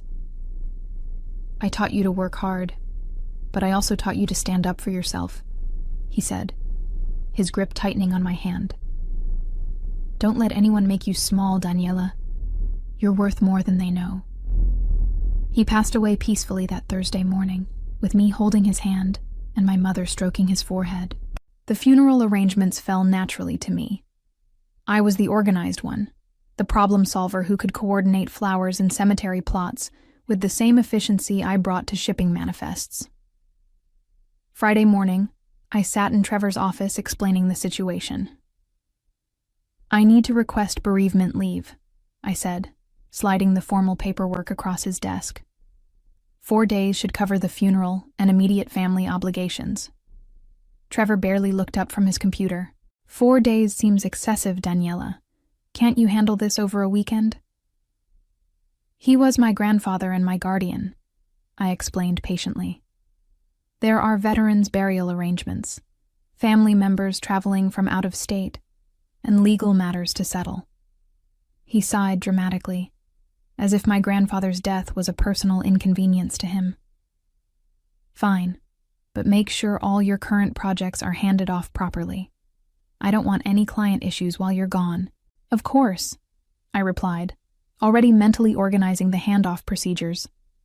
"I'll prepare detailed notes for everything pending." That afternoon, I sent comprehensive emails to the team, updated all my project files, and even recorded tutorial videos for the more complex procedures. I stayed until 8 p.m., ensuring that my absence would cause minimal disruption. Trevor approved the leave request via email at 9:15 p.m., writing simply, "Approved. Return Monday." As I packed my desk for the temporary absence, I felt an odd mixture of grief and professional satisfaction. Grandpa Elias would have been proud of how thoroughly I had prepared for my time away. I had always been the employee who anticipated problems before they occurred, who built systems robust enough to function without constant oversight. I had no idea that my dedication would soon become my greatest vulnerability. The funeral was everything Grandpa Elias would have wanted: dignified, military honors, and surrounded by people whose lives he had touched. I stood beside his casket at Fort Logan National Cemetery, listening to the 3-volley salute echo across the Colorado plains, feeling proud and heartbroken in equal measure. My cousin Miguel flew in from Phoenix, and my Aunt Teresa came from Albuquerque. We spent hours sharing stories about Grandpa's stubbornness, his terrible jokes, and his unwavering belief that hard work and integrity were the only things that truly mattered. On Saturday evening, we found ourselves going through his papers, discovering medals he had never mentioned, and letters from people whose lives he had quietly helped over the years. "He would have been so proud of your career," Teresa said, holding up a newspaper clipping he had saved about Nexus One winning a regional logistics award. He showed this to everyone at the senior center. I smiled through fresh tears, remembering how he always asked about my work with genuine interest.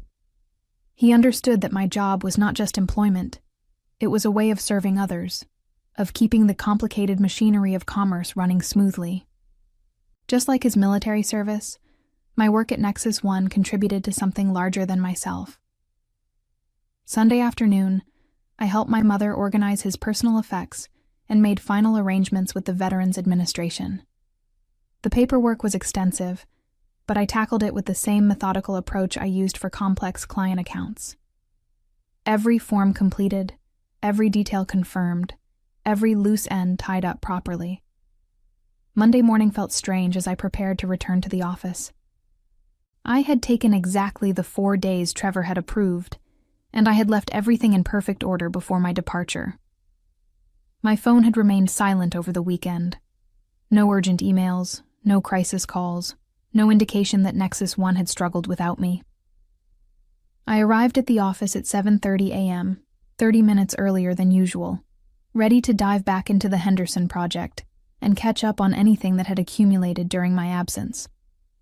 I badged into the building and walked toward my cubicle, noticing that the office seemed unusually quiet for a Monday morning. My computer monitor was dark. When I tried to log in, the system displayed an error message. Access denied. Contact IT administrator. Daniela? Jenna appeared beside me, her face pale and uncomfortable. Trevor wants to see you in his office. Right away. I grabbed my coffee mug and headed toward Trevor's office, assuming there was some technical glitch that needed resolving. Maybe the system had automatically deactivated my credentials during my absence, or perhaps there was an urgent client issue that required my immediate attention.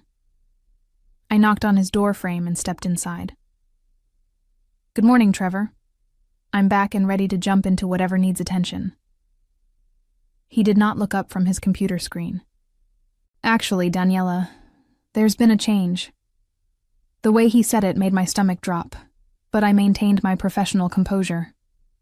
What kind of change? Trevor finally looked at me, his expression cold and bureaucratic.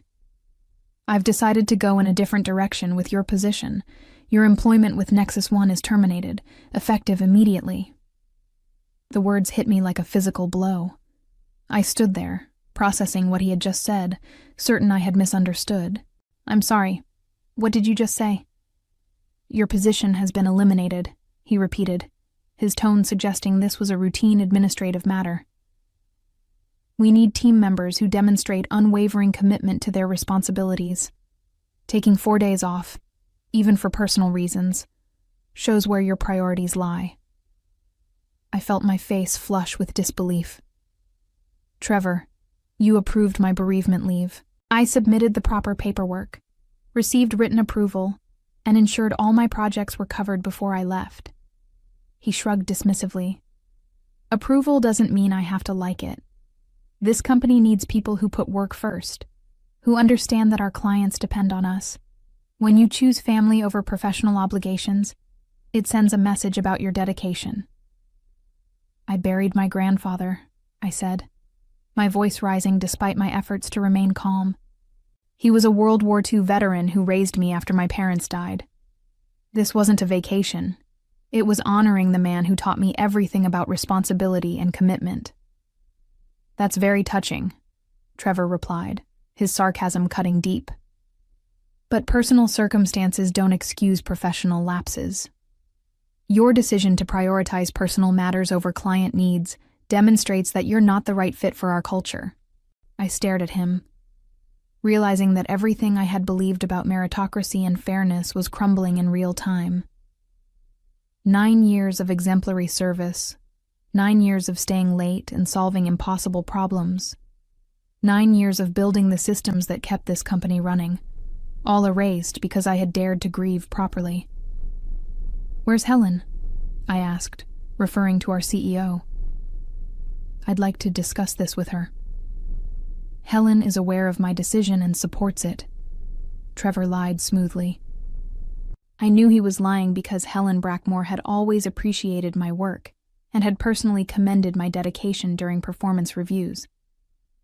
But I also knew that challenging his authority would only make things worse. I see, I said quietly, feeling a strange calm settle over me. What's the process for transitioning my responsibilities? Trevor looked surprised by my composed reaction. He had probably expected tears or arguments, but Grandpa Elias had taught me that dignity was more valuable than emotional satisfaction. Security will escort you to your desk to collect personal items. Your access has already been revoked. And my current projects? The Henderson account launches next week, and I'm the only one who knows the complete integration requirements. We'll figure it out, he said with false confidence. No one is irreplaceable. I nodded slowly, understanding that he had no idea what he had just destroyed. Trevor lived in a world where management decisions looked clean on paper, where personnel changes seemed simple, and consequences remained invisible until they exploded in your face. He did not understand that I had spent 9 years becoming indispensable, not through politics or networking, but through sheer competence and institutional knowledge. Is there anything else? I asked.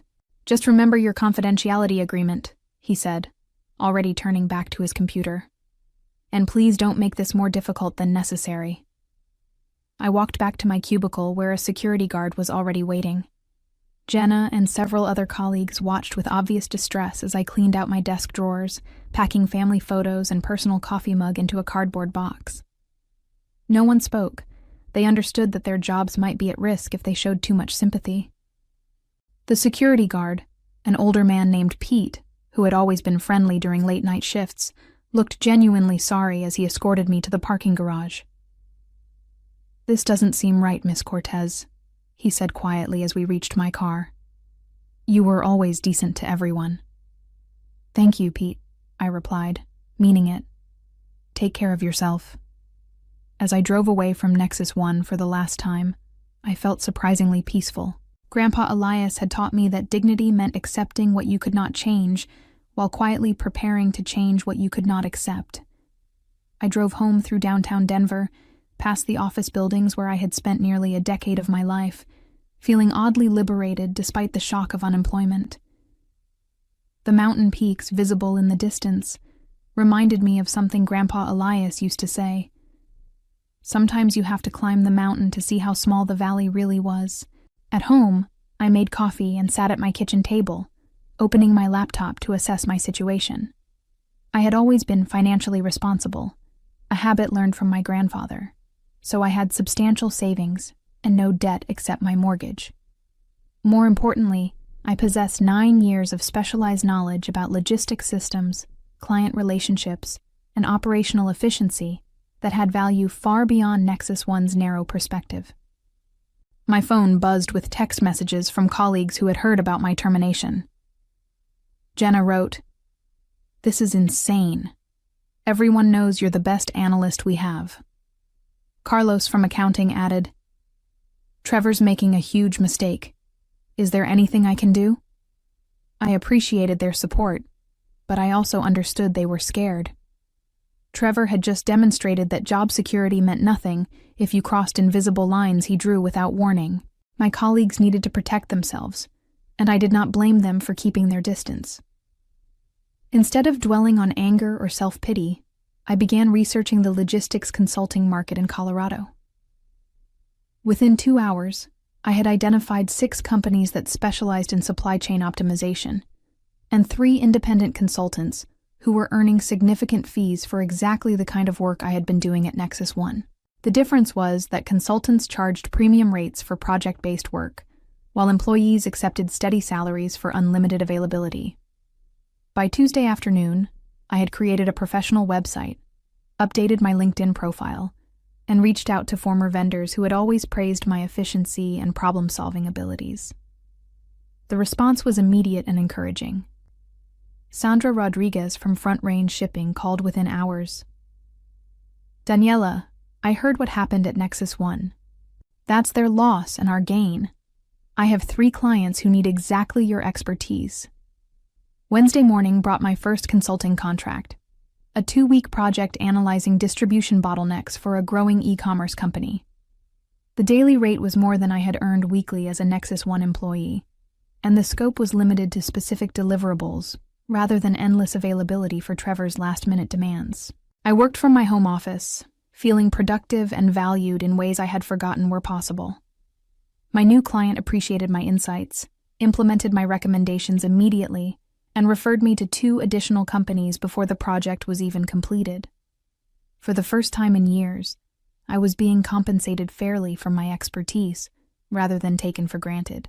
Thursday afternoon, while reviewing supply chain data for my second client, I received an unexpected phone call from Maya Chen, a former Nexus One colleague, who had left the company 6 months earlier to join a competitor.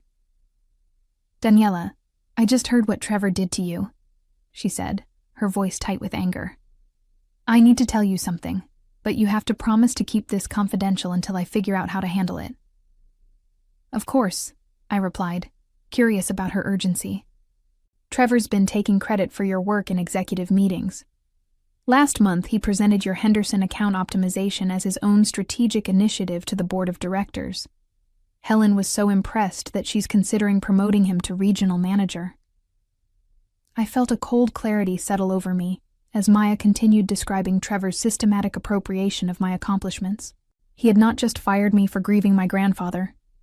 He had stolen my professional identity to advance his own career. The man who called me irreplaceable had been building his reputation on my innovations while positioning himself to eliminate the person who could expose his incompetence. "Maya," I said slowly, "I think Trevor just made the biggest mistake of his career." Friday morning arrived with the kind of crisp autumn clarity that made Denver beautiful, and I woke up with a sense of purpose I had not felt in years. As an independent consultant, I was already earning more than my Nexus One salary while working fewer hours and dealing with clients who actually appreciated my expertise. But Maya's revelation about Trevor's theft of my work had ignited something deeper than professional ambition. It had awakened my grandfather's sense of justice. I spent the morning researching Trevor's background, discovering a pattern that explained everything. At his previous position in Portland, he had been transferred laterally after a project failure. And before that, his tenure in Seattle had ended with what HR euphemistically called performance concerns. Trevor was not a rising star. He was a corporate survivor who advanced by claiming credit for other people's successes while avoiding responsibility for his own failures. The irony was perfect. By firing me, Trevor had eliminated the only person who could cover for his incompetence when real challenges arose. He had stolen my innovations to impress Helen Brackmore, but he lacked the deep knowledge to implement or maintain the systems he claimed to have created. It was like a chef taking credit for a recipe without knowing the ingredients. My phone rang at 11 a.m. Helen Brackmore's name appeared on the screen, and I let it go to voicemail. The message was brief, but revealing. "Daniela, this is Helen. I need to discuss an urgent matter with you. Please call me back as soon as possible." I did not call back. Instead, I researched Helen's background and discovered that she was actually quite competent. The kind of CEO who had built Nexus One through smart decisions and genuine leadership. Trevor's deception had not just harmed me, it had compromised her ability to make informed decisions about her own company. An hour later, Helen called again. This time, her voicemail sounded more desperate. "Daniela, we have a serious situation with the Henderson account. I know Trevor let you go, but I need your help. The integration is failing and no one understands the system requirements.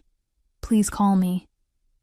I smiled, remembering Grandpa Elias's advice about patience being a tactical advantage. Trevor had convinced Helen that he understood my work well enough to manage without me, and now reality was proving him wrong. The Henderson account represented Nexus One's largest new client, worth nearly $2 million annually. If that integration failed, it would damage the company's reputation and cost Trevor his credibility. My consulting phone rang with a new opportunity, a 6-month contract with a transportation company that would pay more than my entire annual Nexus One salary. As I discussed project scope with my new client, Helen called a third time. I let it go to voicemail and continued my consultation. That evening, I received a text from Jenna. "The Henderson integration crashed completely. Trevor's been in emergency meetings all day. Helen looks furious. Everyone's asking where you are." I poured myself a glass of wine and sat on my balcony, watching the sunset paint the Rocky Mountains in shades of gold and crimson. Grandpa Elias had taught me that the best revenge was not emotional satisfaction, but professional excellence. By firing me for honoring his memory, Trevor had handed me the keys to my own liberation, while ensuring his own professional destruction.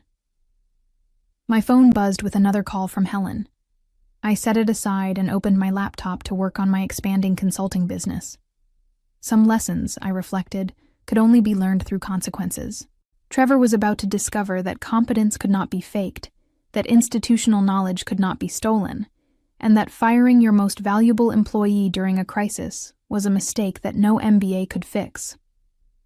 Monday morning brought the call I had been expecting. Helen Brackmore's voice was strained but professional when I finally answered at 10 a.m., after letting her wait through 3 previous attempts. "Daniela, thank you for taking my call," she began, her usual executive confidence replaced by barely controlled desperation. "I need to discuss a critical situation with you." "Of course, Helen," I replied calmly, sitting in my home office with contracts from 3 new consulting clients spread across my desk. "What can I help you with?" "The Henderson account integration has completely failed," she said, her words tumbling out rapidly. "The system crashed over the weekend, and we've lost access to all their shipping data. Their freight is backed up at 4 distribution centers, and they're threatening to terminate our contract unless we resolve this immediately." I sipped my coffee and waited for her to continue. Through my window, I could see the snow-capped peaks of the Front Range, reminding me of how much larger the world was than Nexus One's small crisis. "Trevor assured me that he understood your systems completely," Helen continued, "but it's become clear that no one else has the access codes or technical knowledge to restore the integration. We need your expertise." "I see," I said neutrally. "And what exactly are you proposing?" "I'd like to offer you a consulting contract to fix this problem," she said quickly. "We'll pay your standard consulting rate, plus a completion bonus. This could be resolved in a few days if you're available." I paused, pretending to consider her offer while actually reviewing the email I had received that morning from a logistics firm in Seattle. They wanted me to design their entire supply chain system, a 6-month project worth more than I had earned in 2 years at Nexus One. "Helen, I appreciate the offer," I said finally, "but I'm afraid I'm not available for that type of work." The silence stretched long enough that I wondered if the call had dropped. Then Helen spoke again, her voice smaller. "What do you mean you're not available?" "My priorities have changed," I explained, echoing Trevor's own words back to her. "I'm focusing on clients who value long-term partnerships rather than short-term problem-solving. I'm sure Trevor will figure something out." Helen's breathing was audible through the phone as she processed my polite refusal. "Daniela, I think there's been a misunderstanding about your termination. I wasn't involved in Trevor's decision, and I don't think he properly considered the implications." "There's no misunderstanding," I replied gently. "Trevor made it very clear that Nexus One needs employees who put work before personal obligations. I respected his decision and moved on accordingly." "But this is different," Helen protested. "We're talking about a consulting arrangement, not employment. You'd be working as an independent contractor." "I understand the distinction," I said. "But I've already committed to other clients who appreciate my expertise from the beginning of our relationship, rather than only when they're facing a crisis." I could hear Helen conferring with someone in the background, probably Trevor, frantically trying to salvage his reputation. When she returned to the call, her tone had shifted from desperation to something approaching panic. "The Henderson account is worth $2 million annually," she said. "If we lose them, it will impact our entire operation. Surely we can work something out." "I'm certain you'll find a solution," I assured her. "Trevor mentioned that no one is irreplaceable, so I'm confident he'll demonstrate that principle." "Daniela, please." Helen's professional facade finally cracked. "I'm asking for your help not just as CEO of Nexus One, but as someone who genuinely regrets what happened to you. Trevor made a terrible mistake. I appreciate your honesty, Helen, I said, meaning it. But I learned from my grandfather that respect is earned through consistency, not crisis management. When someone shows you who they really are, it's wise to believe them. I could hear papers shuffling and muffled voices as Helen struggled to find some argument that might change my mind. There was nothing she could say that would repair the damage Trevor had caused, and we both knew it. I have to respect your decision, she said finally, defeat evident in her voice. But if you change your mind... I won't, I assured her, but I wish you the best in resolving this situation. After ending the call, I returned to my consulting work, feeling the quiet satisfaction that comes from professional validation. My new clients valued my expertise enough to plan projects around my availability, to seek my input during the planning phase, rather than only when their systems failed. That afternoon, Jenna texted me an update. Henderson account officially terminated their contract. Trevor's been called into emergency meetings with the board. Word is he might be demoted or worse.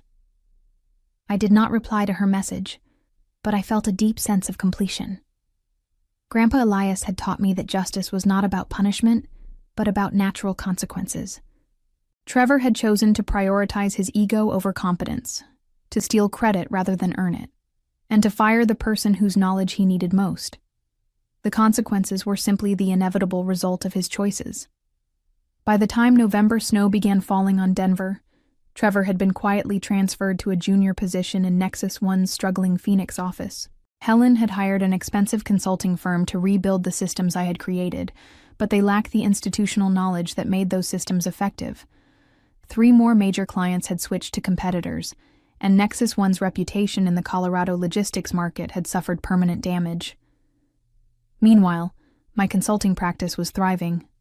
I had built a client base that valued expertise over availability, results over presence, and long-term relationships over short-term exploitation. Most importantly, I had honored my grandfather's memory by demonstrating that dignity and competence were more powerful than desperation and deception. Sometimes the best revenge was simply being excellent at what you do, while allowing others to face the consequences of their own poor judgment. As I reflected on my journey from devoted employee to independent consultant, I realized that losing my job at Nexus One had been the greatest professional gift I could have received. It forced me to discover my true worth in a market that rewarded competence rather than loyalty, and showed me that standing up for family was always the right choice, no matter what the cost.